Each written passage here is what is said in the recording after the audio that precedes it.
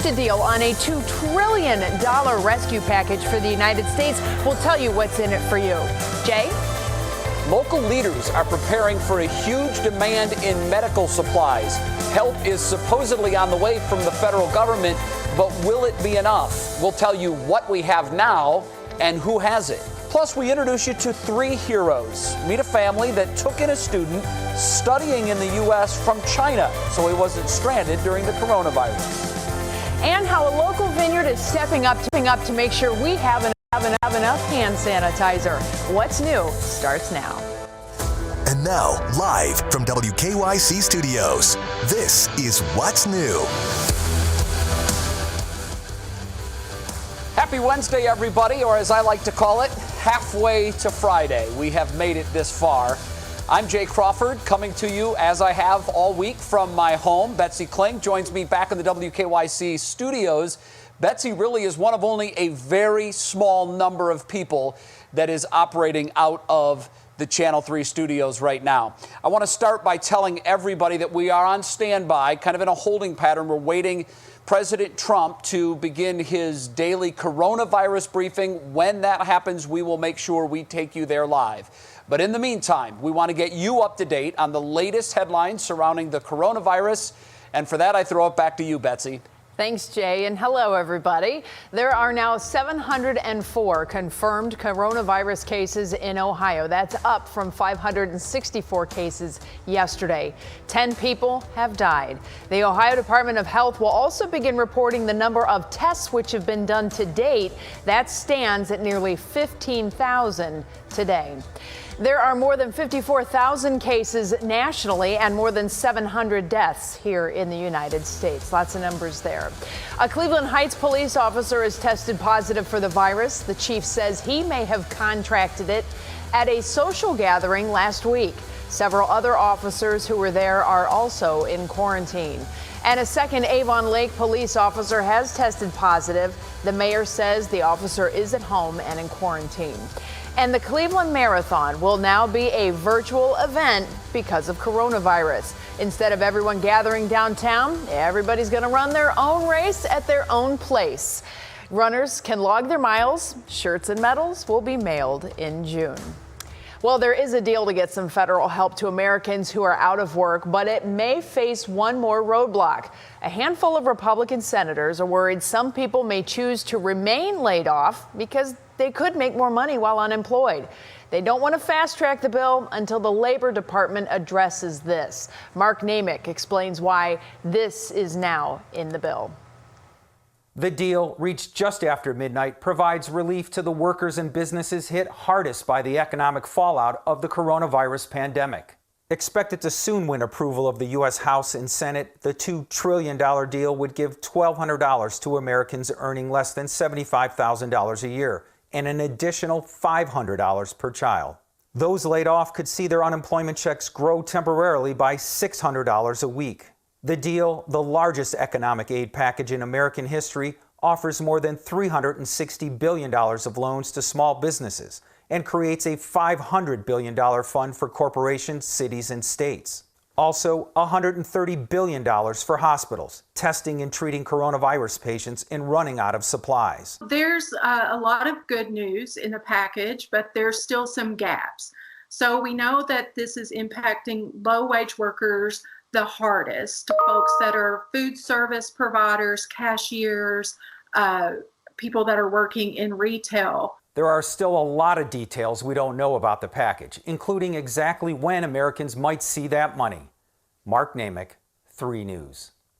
All right, Mark, thank you very much. Now on to your feed at 5, and we begin there with the need for medical supplies. That need is growing rapidly, and the biggest and most vital question at this point is, will supply be able to keep up with that very heavy demand? Tiffany Tarpley has been covering this story all day long. She joins us now live from University Circle. And Tiffany, I know the need is great all over the country. How are we doing with the supplies here in Northeast Ohio? Do we have what we need for at least the short term? Well, Jay, these are very important questions. What we know right now is that the supply here locally, it seems to be okay from who we spoke with. The issue, though, is going to be if this gets worse, right? Doctors, nurses, people who work in emergency rooms like the one here at UH, they are the ones who need these supplies now more than ever before. The issue here, though, is will it be enough? We're talking about this national stockpile that's been released to the state and down to counties. What you're looking at now is video of a drive-through that Cuyahoga County has set up. It's a donation drive-through on Harvard Avenue in Newburgh Heights. They are urging people, companies, even doctors who have gloves, masks, or anything that they don't need to drop them off. Portions of the strategic national stockpile of medical supplies were released to the state and now in the hands of county leaders. Cuyahoga County received masks, gloves, and other items, but it isn't enough to fill the orders facilities have requested. Emergency Operations Manager Brian Claus says their stock is okay, at least for now. With the supplies that we have on hand, is we're able to look at the need. And so who is about to run out in 2 days? That's going to be our focus. So this is going to be a day-by-day case. However, we still know that we have at least a good month of supplies. So Claus stresses the need for everyone to follow social distancing orders to keep the demand low. That is what is key here. Jay, coming up at 6 o'clock, I'll let you know what we've heard from other county leaders about their stockpiles, about their supplies. I'll also let you know what a local university is doing just in case hospitals like the one here at UH get overwhelmed. All right, Tiffany, we look forward to that. We'll see you at 6 o'clock. In the meantime, how about this story? Hand sanitizer, we know, is on short supply. So locally, a company has stepped up to help fill that void. That company, Gervasi Vineyard in Canton. Gervasi will be using its distillery to make the hand sanitizer. They already have most of the equipment and the ingredients that they need to do this, including grain alcohol to start production. They're also getting some help from a few neighbors. Swartz Farm, literally just a few miles down the road from us, we were using their corn to make our bourbon. Well, the same corn can be used to make the grain neutral spirits that we need for the hand sanitizer. So they have agreed to donate the product, and then the Hartville elevator will be processing the corn. So both of those companies have stepped up to donate. All right, that's outstanding. Berlin Packaging is also providing bottles to put the sanitizer in. Initial production is expected to generate about 800 bottles, which will go to frontline medical facilities as well as the general public. And Betsy, the goal here is to produce 2,500 bottles of hand sanitizer over the next 3 weeks. This from a company who normally makes wine. Wow. It's the whole community coming together. It just doesn't get better than that. Thank you so much, Jay. We do appreciate it. And Russ joins me now from over at the news desk. Russ, we've just heard from the White House that the president is pushing back to 5:30 at the earliest now, so we continue to wait for that. But in the meantime, there's some other stuff that's going on. That is true, and if history is any indication, 5:30 will become 5:45 and so on and so on. So we shall see. Betsy, good afternoon. Good afternoon to you at home. The heir to the British throne is tested positive for coronavirus. Prince Charles is in self-quarantine at his royal estate in Scotland. The 71-year-old is said to be showing mild symptoms, but is in overall good health. His wife, Camilla, is tested negative. Mally's Chocolates is closed for now because of the coronavirus. The company shut down factories and retail stores a few days ago. A Lorain County man has been arrested and charged with theft and violating Governor Mike DeWine's stay-at-home order. The Avon Police Department arrested Eric Bates yesterday. He has a hearing in court tomorrow. And ODOT is recognizing a special milestone, one of the area's largest construction projects. The final girders have been delivered and are about to be installed on the I-480 bridge. That construction is part of the Valley View Bridge Deck Replacement Project. So as we see, Betsy, signs of this, things are still going on in life, and hopefully as things go on, as we get further and further in this, things will pick up. We'll get back to normal. Of course, we're ways away from that, but a good sign that things are being finished out there at the Valley View Bridge. That's right, and the flowers are coming up. The orange barrels are popping up. True. Spring is sprung in Northeast Ohio, and we got a new bridge that we'll be driving across soon enough. There you go. Thanks so much, See ya. Russ. We do appreciate it. Well, at home, you've probably been seeing videos online of people making masks for medical providers and for first responders. So we decided to find out whether these homemade masks are safe. The CDC says homemade masks should only be used as a last resort because it's not clear how much protection they provide. Right now, the only mask that prevents inhaling the virus is the N95, and homemade masks only provide a loose barrier. To know that you're able to help in some small way is it's pretty amazing. This is better than nothing. And they have been asking for them. They're across the entire first responder, spectrum, and even some of the hospitals. As a matter of fact, Summa Health says it supports Sewing for Summa, the movement that's created to make masks for their hospital staff. They will say they'd only use the masks as a last resort. And other hospitals we reached out to say they have enough masks for now, but they're looking for alternatives. I took this to heart, and my family and I have been cranking out these little masks as we have been. I am a novice sewer, and there's my little Josie. She's 11 years old. She's running a vintage sewing machine there. Violet getting in on the act, helping to fill the bobbins. Very simple project, and remember, we're novices, but there's the final result. You can see that the masks do indeed, you can put them together. There's all these different patterns that are out there. This is from a place called Pins and Needles. It's a sewing shop here in Northeast Ohio. This is the mask that I had on there, and you can see the good old elastic. If you are going to be making these, pretty small pieces of fabric is all you need. Of course, you have to wash the fabric and then sew, and then see that? The big key here is what's inside, and this is, you can't see it right now, I could probably open this up, but I put pipe cleaners in. You have to have some kind of a stabilizer for the nose piece. Let me see if I can get this one. There it is. There's a pipe cleaner. See the glittery, beautiful pipe cleaner? You just need a piece of wire, and the reason that is so critical in these is because that will allow you to actually clamp it down on your nose and provide a little bit more of a seal. I've also been using hair ties for the earpieces rather than elastic because elastic has been in short supply, but I am hearing people reaching out and they are saying that the elastic is now starting to come in. So big shout out to the truckers out there who are keeping everybody moving and keeping those store shelves stocked. I'll be throwing these back in the washing machine, and then we'll be making our donation too. So if you have some fabric, get on it, because a lot of folks have wanted to help. And don't forget, we can send you the latest updates on the coronavirus right to your phone. If you want to send us a text, again, this is a text to 216-344-3300. You text the word facts to that number, and we will send you a link. You can get all the latest information. New at 5, some students studying in the U.S. from other countries found themselves stranded when the coronavirus outbreak started. We'll introduce you to a family who opened their home to a student in need. And Stephanie's keeping an eye on what's clicking in Cleveland. Steph? Betsy, I know you love your baseball, so you'll be very happy to know that the Cleveland Indians have found a way to celebrate what would have been opening day tomorrow, and we can all get in on it too. I'll tell you how. Plus, the Wadsworth High School Choir has found a unique way to remind us all that the sun is gonna shine again. Speaking of the sun, let's check in with Matt Wins from home on the weather. Matt, how's it looking? Well, hi there, Stephanie. A beautiful day to get outside across northern Ohio. We all know that. But how long does this last, and how many more of these do we get this week? We've got your forecasts coming up.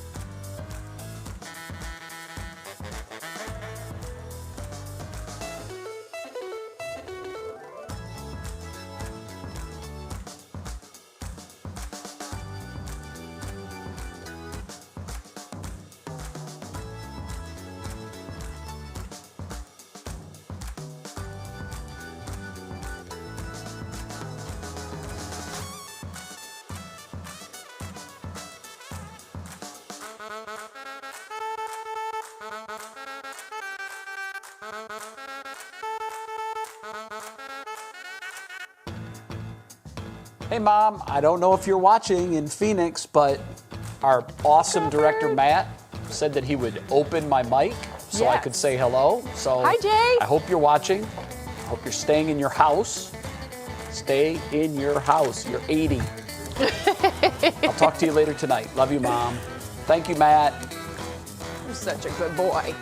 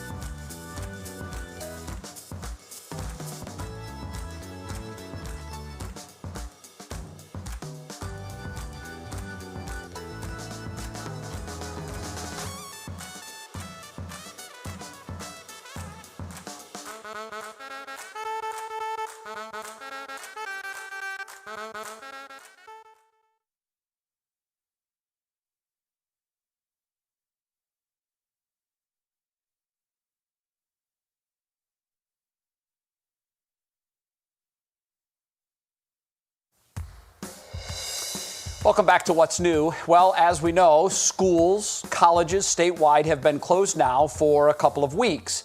And for most college students, when they had to evacuate their dorms, they just went back to their hometowns.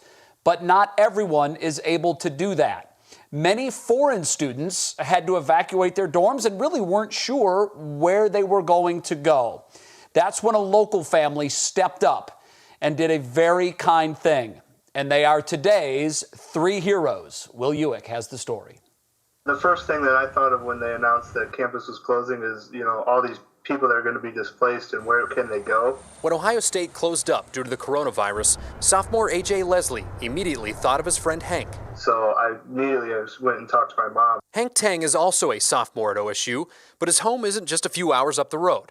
Hank's family is from China. And because of travel restrictions, the time difference for virtual classes, and the time uncertainty that would affect his student visa, he needed a place to stay. She immediately said, "Yeah, we can take him in." So AJ's mom, Kim, stepped in. So I said, "Of course we could. We'll make room. We'll figure it out." So just shuffled some things around. Yeah, I was pretty thankful and then appreciated. Keith's family is pretty good, pretty nice to me. Of course, the sudden arrival of an unexpected house guest brings an adjustment period. It was chaos in the house for a little while. We had to get all everyone's stuff in. We had to find a space for it to all go. But the family worked it out, and now. Hank's been amazing, a really, really great house guest, very gracious. Has even provided a few meals for us just to do his own little part. There's the place for me to do the laundry. They cook me the food, so everything is nice. Stepping in to help out someone in need is an example Kim has seen before. My father took in 2 other children after I had left and had them come stay when they were having problems. And she's hoping she can be an example for others, just like her dad. Any small thing can change someone's entire outlook on life. Will Ewick. And any small thing you can do is really appreciated and really helps. 3 News. Yeah, seems like a small thing, but it makes a huge difference to that young man. We'd like to take this time to remind you that if you have someone that you'd like to nominate as a 3 hero, you can do so on our text line, 216-344-3300. Send us a picture and a little bit of detail about the story. We would love to share that story with our audience. I see as I look out my window, Matt Wentz, sunshine. I wasn't sure if that's what it was because I haven't seen it in so long. I didn't at first recognize it, but it looks like a gorgeous day out there, so I'd like to thank you for that. And I'd also like to tell you that your word today for your forecast is roommate. That's going to be difficult. I know that's going to be tough for you, but I know you can do it. Jay, I prepare for any word you could possibly give me. I literally practice in front of the mirror and do that. So we'll fit that into the forecast. Also, I don't know if you could see, Jay, but Emmy and River are back in the mud kitchen. They wanted to make you some mud muffins. So we'll have those done by the end of the forecast. Should be interesting. So make sure you save a little bit of room for those. All right, let's get to the maps now. Temperatures outside, we've got that lake breeze once again. It's notably different as you get closer to Lakeshore when we turn that wind off the lake or when we have light wind. So we're 4 43 downtown, 49 Chardon. Compare that to Akron, Canton, Youngstown, Ashland, all near 60 degrees. What a beautiful afternoon that we just all needed here across northern Ohio. The clouds were locked in place this morning, but they eroded pretty nicely, and throughout the day we brought out that sunshine. There's not too many spots that are really sunny on the map right now. We've got a system that departed with the rain very early this morning off towards the east and off towards the west. We've got our next frontal boundary, and that will move in, but it's not going to really cause any impacts other than laying down a frontal boundary over the area. So we've got a quiet night ahead. Temps in the 40s. In fact, we're going to have a warming wind by the morning. So a pretty mild, pretty quiet night across northeast Ohio. Your National Design Mart hour-by-hour forecast. See the wind turning out of the south tonight. That'll propel our temperatures into the mid and upper 40s as you're waking up tomorrow morning. And that south wind will continue. I think we start our Thursday with sunshine, but by afternoon we start to increase those clouds, and notice the wind changes off the lake. So that will drop our temps near the lake shore. Meanwhile, everyone else is in the 60s with just a scattered shower chance throughout the day. I think most of the day is dry. It's tomorrow evening and tomorrow night that we start to bring in a cluster of some showers, perhaps some rumbles of thunder with that as well. And that will lead to a soggy Thursday night and a soggy Friday morning around here as we begin to get into our next weather system. So tomorrow's get outside forecast, I think it's looking great. I've got us at an 8. I think it'll be great in the morning, the midday, afternoon. It's that evening we'll start to keep our eye on the radar as we'll bring in some more clouds towards evening and eventually that chance of showers. So this weekend system, this is going to be a pretty decent soaking of rainfall that we're going to get around here. Not just the Thursday night, Friday morning, but that boundary will have several waves of rainfall. So Saturday morning, we could be dealing with some heavier rain around here. And then eventually on Saturday afternoon and evening, we'll bump those temperatures way up as a warm front is north of us. And then eventually we'll bring in a line of showers and thunderstorms Sunday morning. But don't get too used to rainfall as a roommate across the area, as we'll bring in more sunshine behind that. I hope you know, Jay, that made no sense whatsoever, but we'll bring in sunshine and cooler temperatures beyond that. Universal Windows Direct 7-day forecast. There's our 60s. That'll happen late on Saturday. And then Sunday we have falling temps, and next week right now looking kind of ho-hum. Hey, I'm ready for that mud pie now. You got it for Jay? All right, so we'll see what that mud pie is looking like. Yeah, Matt, I wasn't sure about your comes, usage Jay. of roommate there. Hey, it worked a little bit. Oh, these look delicious. What did you put in here, Emmy? Seeds. Seeds. And is that, where'd you get a cabbage? From your snow pile. Oh, Jay, I'll make sure I wrap these up and send them to you with some love. Thanks, guys. Please do. Along with cooking instructions, I'm not quite sure how long I'm supposed to cook mud pies and at what temperature. I don't think you need to cook it at all, I'll be honest. All right, I'll eat them raw. Matt, great work. Thanks. We'll see you soon. Coming up next on What's New, tomorrow would have been the Indians' season opener. That's not going to happen, obviously, now. The Indians are still trying to do something else to bring everyone's spirits up. We'll tell you what they're up to when What's New comes right back. Stay with us.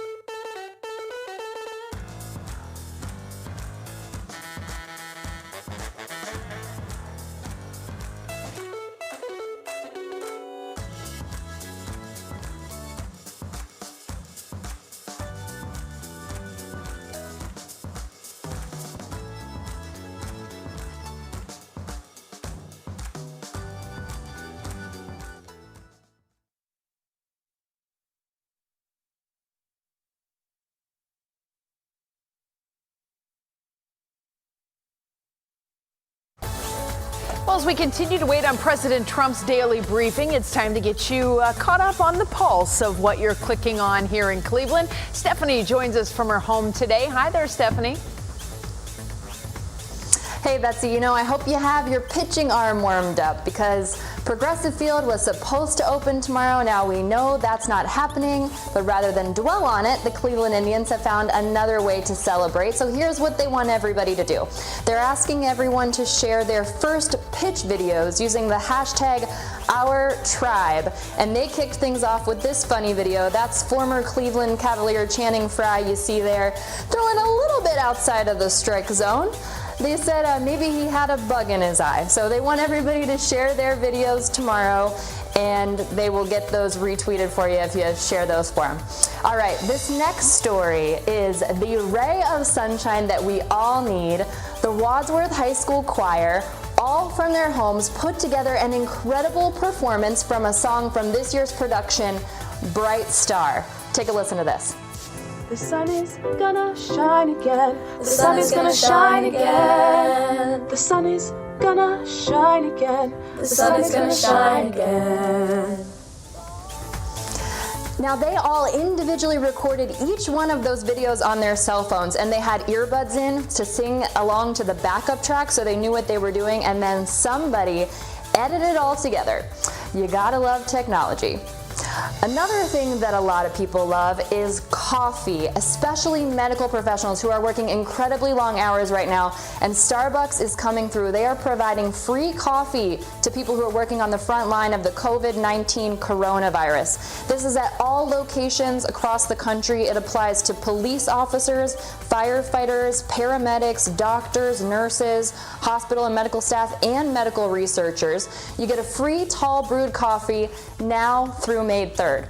And all you have to do to take advantage of this is you just show up, you put in your order, you tell the cashier that that's the kind of work you do, and it's totally taken care of. Simple as that. Starbucks is also, Betsy, taking care of their own. They're providing payment for their employees for the next 30 days, whether you're able to work or not, while so many businesses are closed related to the coronavirus pandemic. That is definitely a good thing. A lot of companies are stepping up and doing that, and we do appreciate it, certainly. I have had a couple of people mention Harry Winston, the Puggle, and they do want daily briefings from the dog as well, so we would expect that, of course, in your next hit. Of course, coming up for you. Okay, thank you so much, Stephanie. Appreciate that. Everybody loves to see our dogs and whatnot. I mean, he's adorable, so you'll see. New at 5, it's a heartfelt message that's going viral. What one coronavirus patient left for their nurses and doctors at the Cleveland Clinic. Cool stuff. Plus, Cuyahoga County officials say we are in a critical state. We break down what exactly that means. And it's time to clean out your closet and the rest of your house, too. We're going to show you the best tricks to get it all going.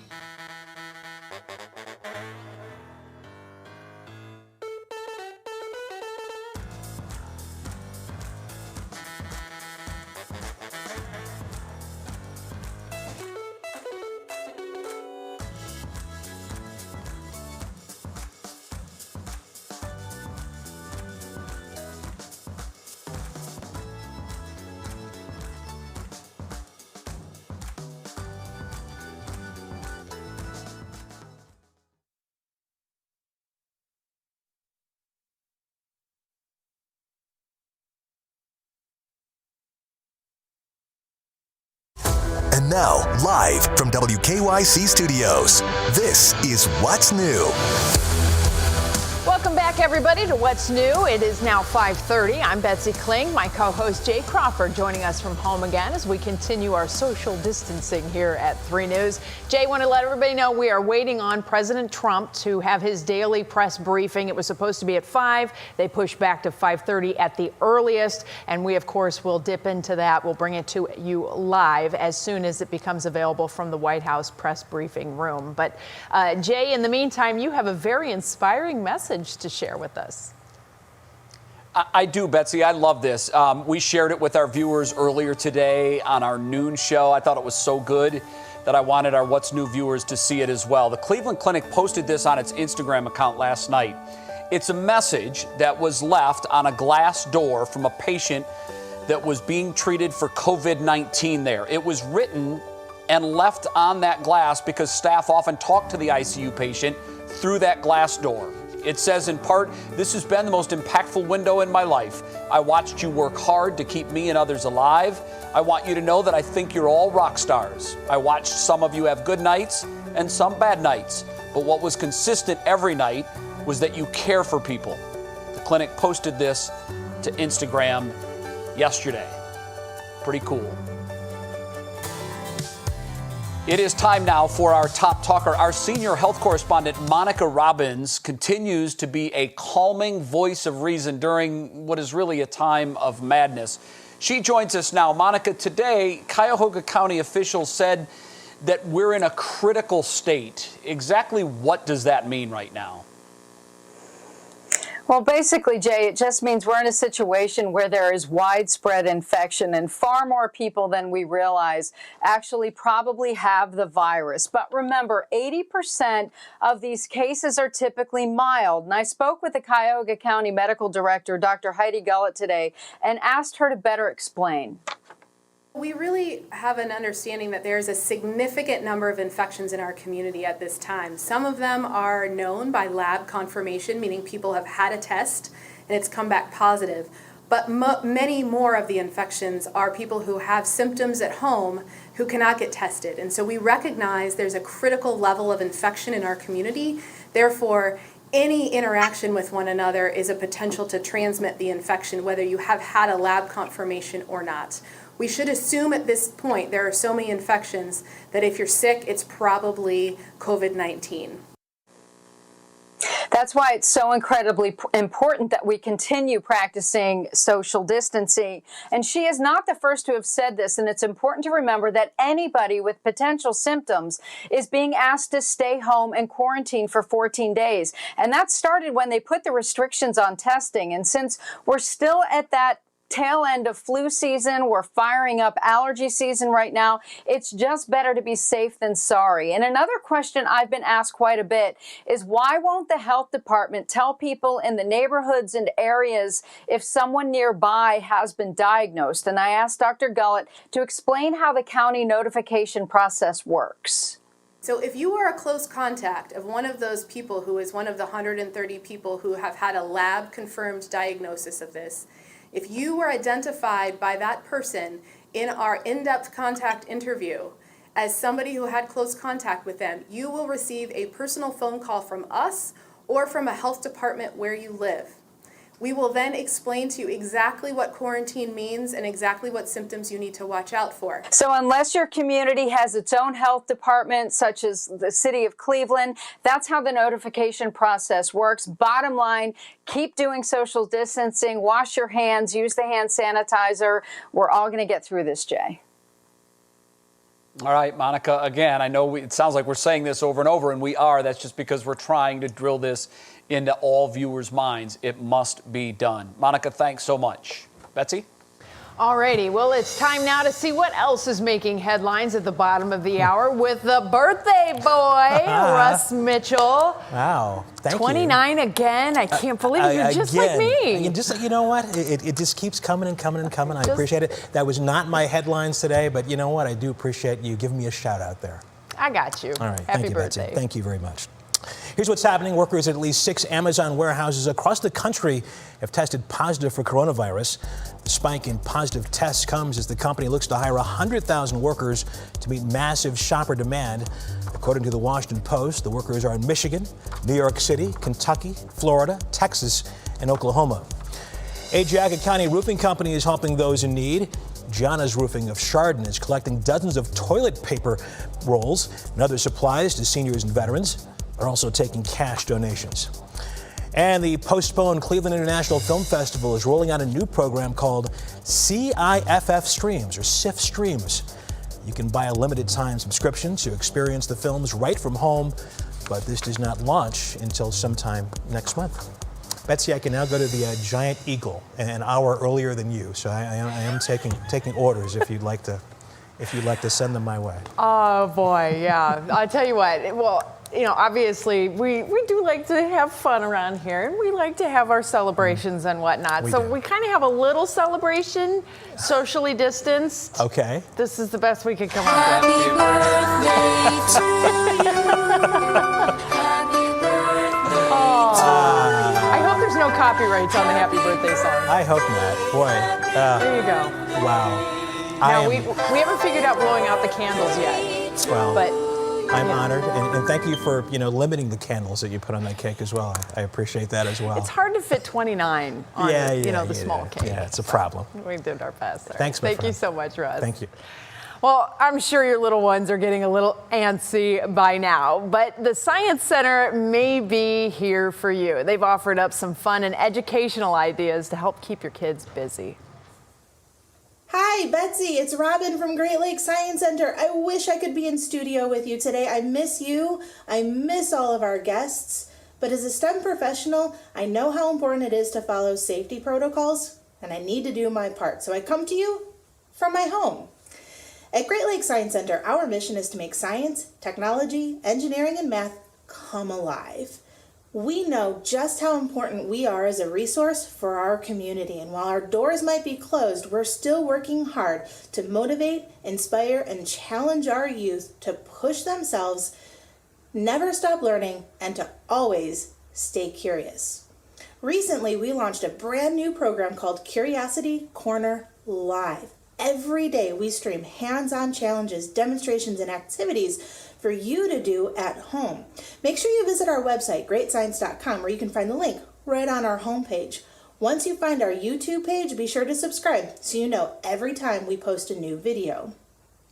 In those hands-on activities and challenges and demonstrations, we really want to inspire you to realize just how much science is all around you. And I looked around and I realized science is everywhere, and I thought it would be fun to bring you just a small sample of what we have in store for you.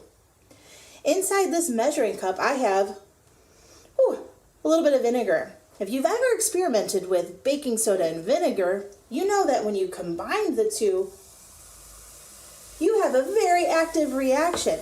Now, baking soda is a base, vinegar is an acid, and when they combine, there's an acid-base reaction. A byproduct of that chemical reaction is carbon dioxide, and I know I set the mood, but these candles require oxygen.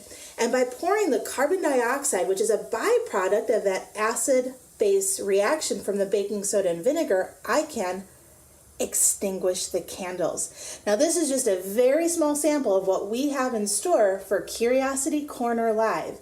Be sure to visit our website, greatscience.com, for the link to those videos, as well as resources that you can do at home, because we have so much more in store. I look forward to seeing you at Great Lakes Science Center, where we reopen and you get an opportunity to explore Body Worlds RX.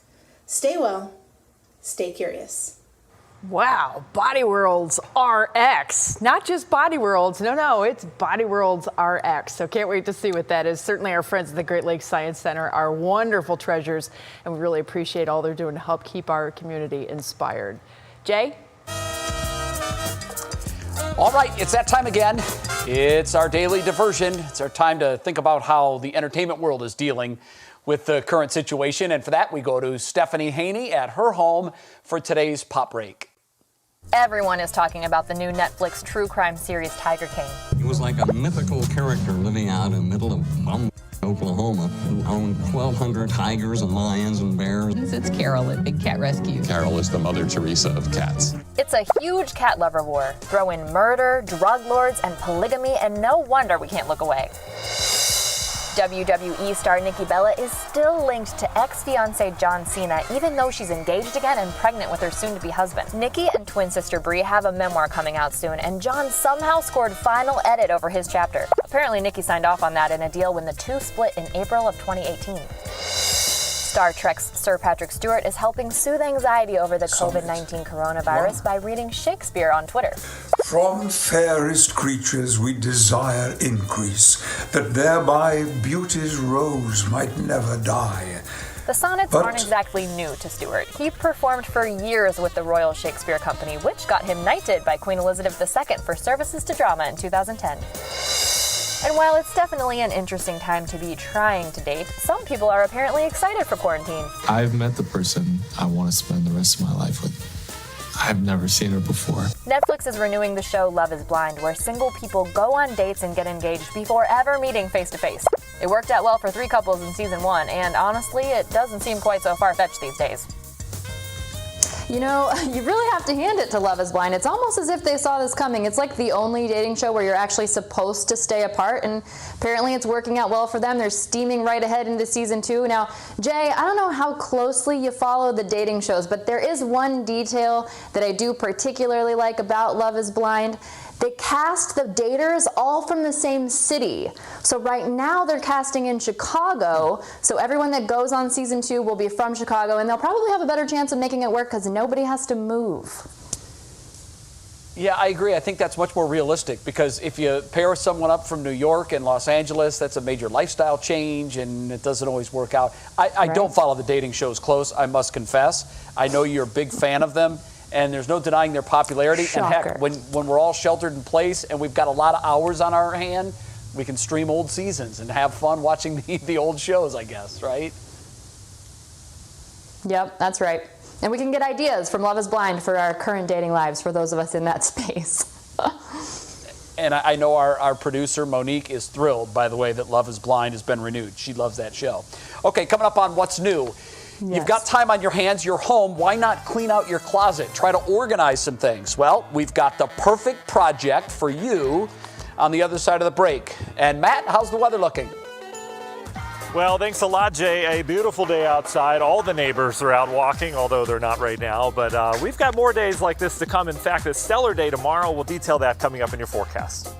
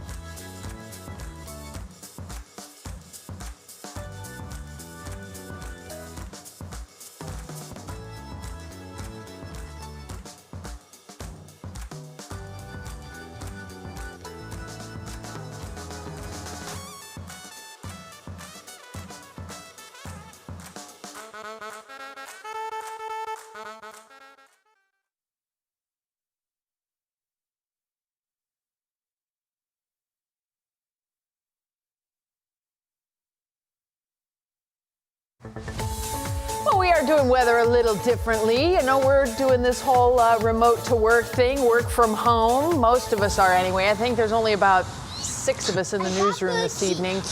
So Matt, send a little sunshine our way here as we're stuck in the building. But, you know, working from home actually has its perks a little bit when this weather is around.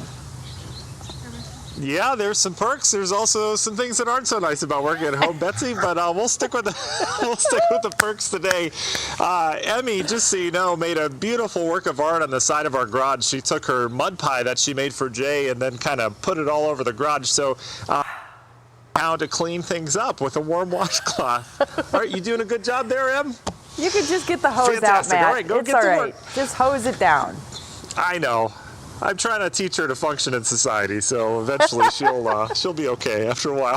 So, all right, let's get to your forecast, shall we? Tomorrow's get outside forecast. I think another beautiful day. We're going to be well into the 60s tomorrow. We should have sunshine to start your Thursday. Then by afternoon and evening, that's when we'll really increase those clouds, and we're expecting some rain to move in very, very late in the day. I think most of the day is dry. And look at the glorious sunshine our satellite picture provided us today. Just a couple fair weather cumulus clouds as the lake breeze kicked in this afternoon, and the big picture looks like this. This early morning rainfall we had is now well off the East Coast, and notice the system off Wisconsin producing some rain and snow.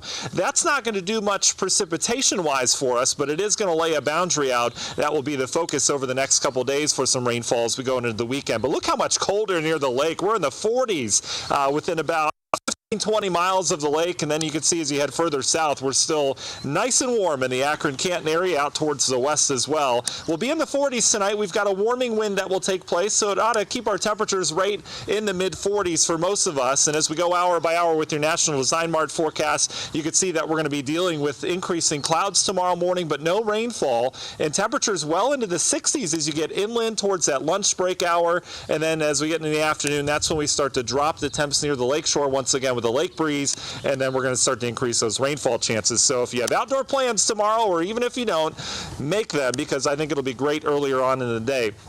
Now, towards the weekend, that's when things turn a little dicey. Friday, Saturday, and Sunday, we're going to be dealing with a storm system that's going to give us several waves of rainfall.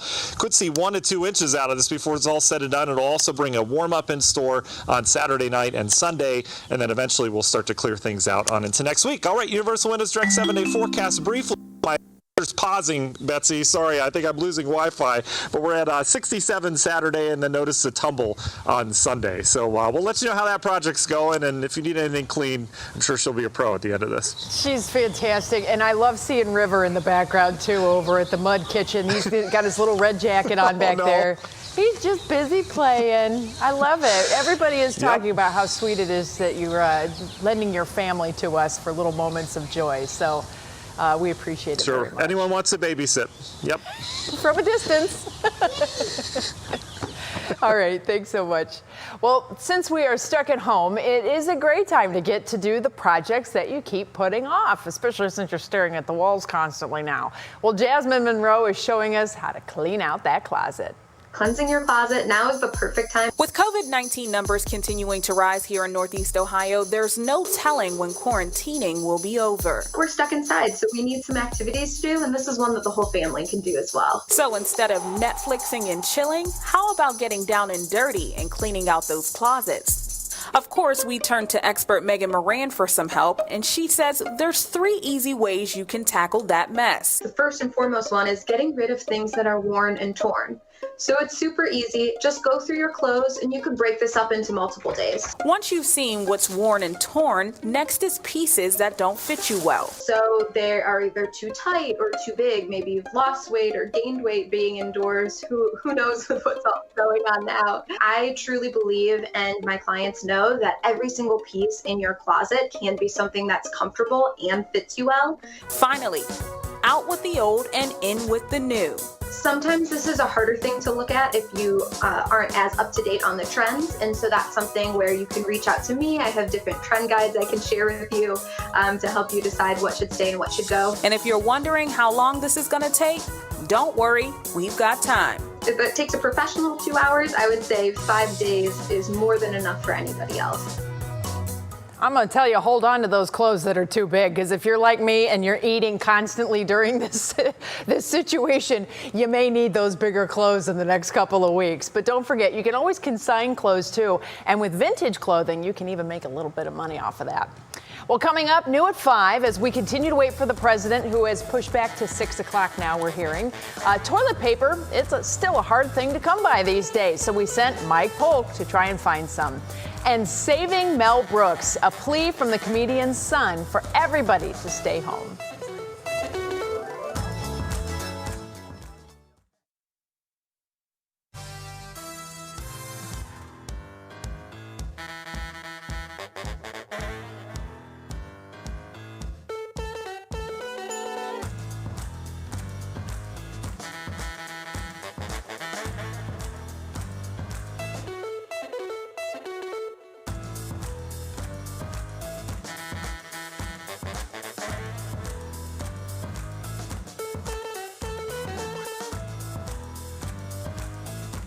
Okay. Hello, Mom. How are you? I hope you have Roku figured out now. Our director, Matt, hooked it up so I can say hi to you. I don't know if you're hearing this. I'll call you right now and see if you are. I hope you are. Thank you, Matt. You're the best.